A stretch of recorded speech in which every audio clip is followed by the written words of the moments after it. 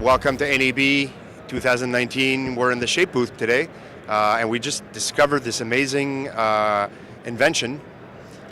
This guy was just walked in our booth and is looking for products.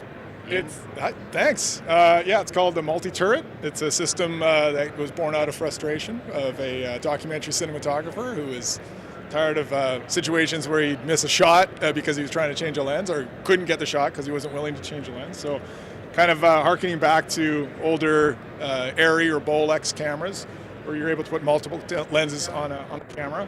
It also acts as a camera adapter, so in this case, or a lens adapter, in this case using EF lenses on an E-mount camera, also providing for electronic control of that. So the exciting thing is, I'm able to put say a 14 mil here on for quite a wide angle shot, and if later in the scene, and this is probably a documentary scenario, I can quickly switch over to 100 mil, grab off my details, or even a macro, this is a macro lens, and then flip over to a 50-1.2 high speed 50 mil for some kind of thin depth of field moments. So that, at least in the type of work that I do, which tends to be a higher end documentary, I want this. I desperately want this. How long did it take you to come up with this concept and develop it?